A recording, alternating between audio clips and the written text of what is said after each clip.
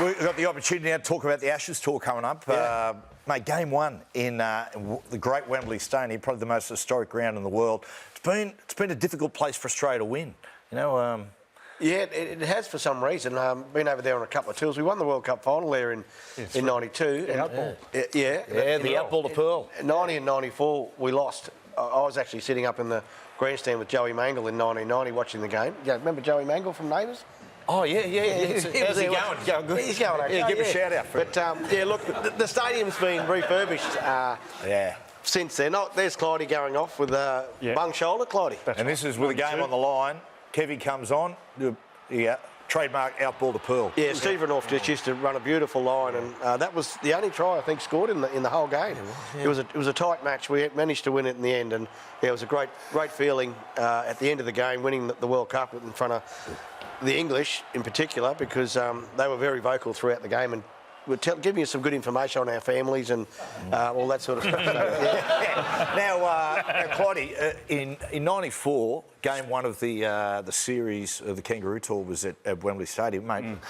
Tough one for you again. Sean Edwards hit you with a high shot here. Yeah, it didn't miss. And they won that with 12 men. Wow. Carry on a bit. Carrying on a bit there, Clydie, will you? Get up, Clydie. Get up.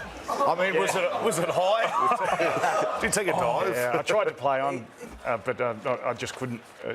The legs went on me, so I didn't come back on after half time. Did he get suspended from that, Clydie? He got 1 week. 1 week. I mean, really, it was different time. Different time. Now, really exciting. Game two is in the new Everton Stadium in Liverpool, which is a great coup for the game. But are you blokes going to be based in Leeds, Kev? No, we're going to stay in London first, and then we'll go up to Liverpool and then finish off in Leeds. But it is the new stadium's magnificent.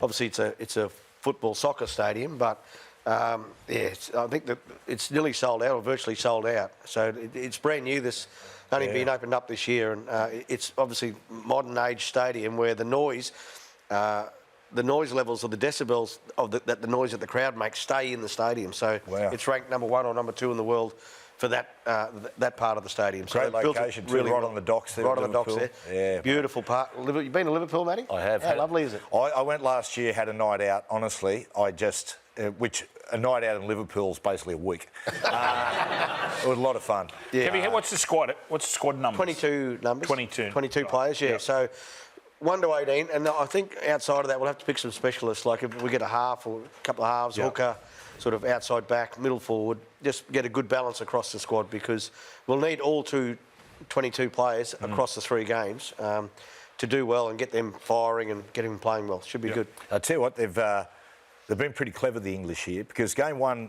big stadium Liverpool. Game 2, big stadium in Liverpool there. Game 3 is going to be at Headingley and Leeds. Now, it's only a small ground. Now, the reason they've done this, hoping it's going to be 1-1, and these smaller grounds, mate, the atmosphere is like a furnace. Yeah, well, they said on top of you, don't they, Clydie? You would have been you've played in these smaller stadiums. The noise that they generate, it's totally different to the Australian crowds. They really can rally their supporters. Great for atmosphere. It lifts the players, and when that happens, you know, the football tends to follow to be optimal. You know. Yeah. Man, those Kangaroos, how good was it, you know, getting up early? Well, you blokes were playing in it, but you get up in the morning, you watch those games, you're playing Leeds and St Helens, and of course they called the Wigan game the 4th Test match. It was fantastic. Yeah. Well, I played a lot of the midweek games, so that's when the Emus played. And it was so much fun playing in these smaller stadiums, and they used to pack it out. It was amazing.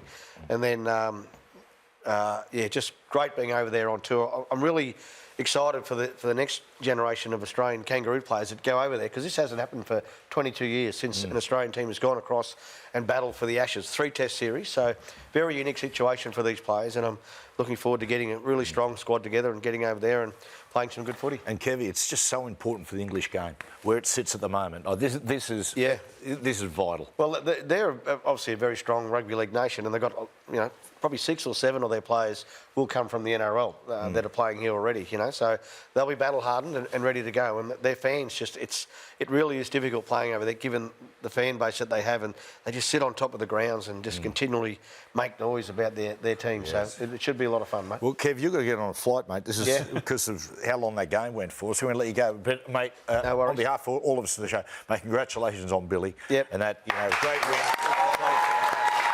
I know how tough it must be as a part of this. Sit through that. So good on you, Kev. Appreciate you being here. We're going to take a break. Hemi Goodman next.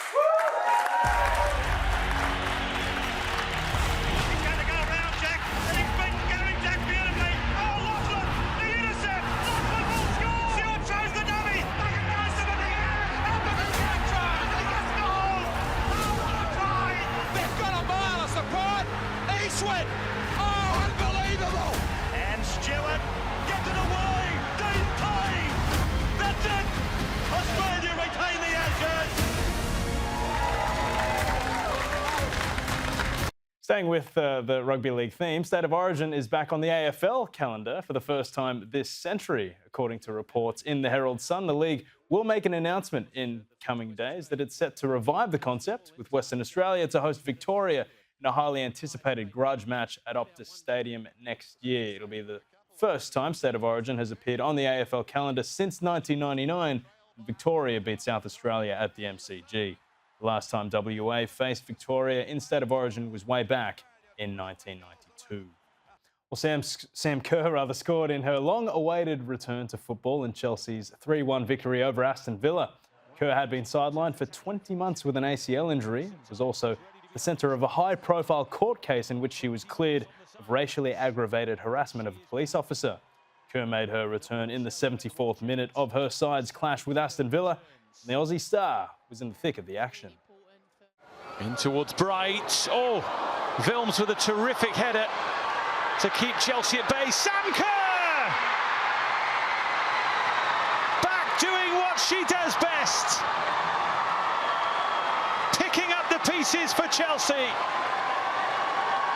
A goal that will mean the world to someone who knows what that goal-scoring feeling is like, but has missed it for the best part of 2 years.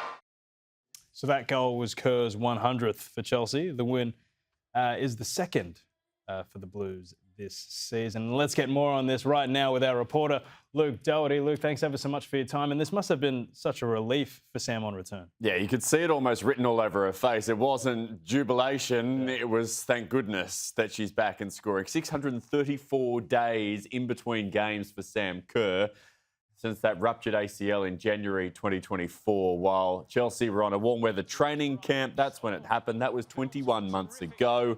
Her last game for Chelsea before that, December 2023. There's been several setbacks along the way for Sam on this journey. We're talking an ACL injury, usually a 9-month recovery at the long end, 10 at a pinch.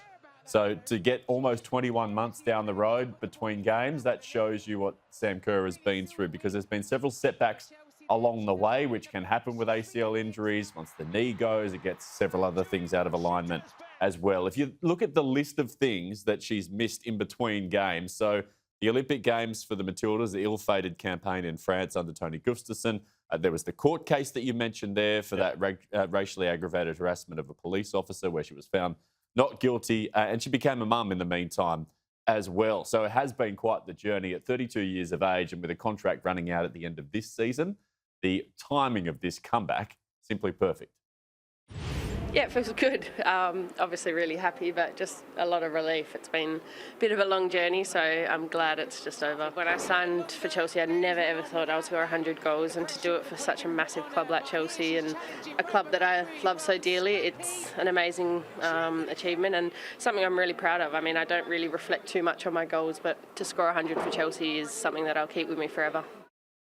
Yeah, there she was. And Luke, you mentioned the international, I guess, ramifications of what could take place. You mentioned the Olympics and, I guess, her effect on the team. What are the flow-on effects for the great return of Sam Kerr? Yeah, I mean, it's great she's back for Chelsea, right? But we all want to see her back in green and gold for the Matildas. We all know how crucial she is. So she's been back in camp several times with the Matildas, just continuing her rehabilitation over the course of the last couple of international windows.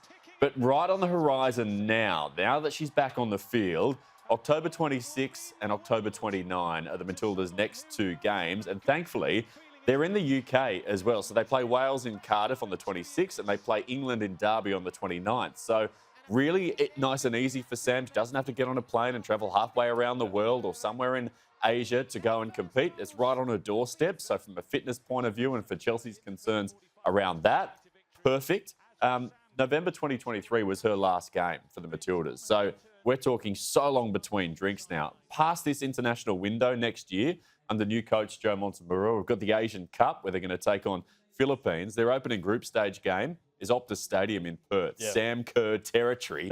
Isn't that place going to be sold out now if she can get back on the pitch for a sustained amount of time? Then Iran, then South Korea. Beyond that, we've got the World Cup in Brazil in 2027 as well. The other flow-on effect, so when she was cleared in that court case, she's of course the Matildas captain. But in the Football Australia media release, there was the word leadership several times. Nowhere in that media release was the word captaincy. So that is the next big hurdle once she comes back into camp. The question will be asked, is Sam Kerr still the captain? Or is Steph Catley going to take that? Or are they going to share it? But for now, Sam's back on the pitch.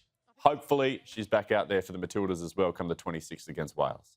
And we're very thankful that she is back. Thankful to you as well, Luke. Thanks so much Nico. for your time this morning as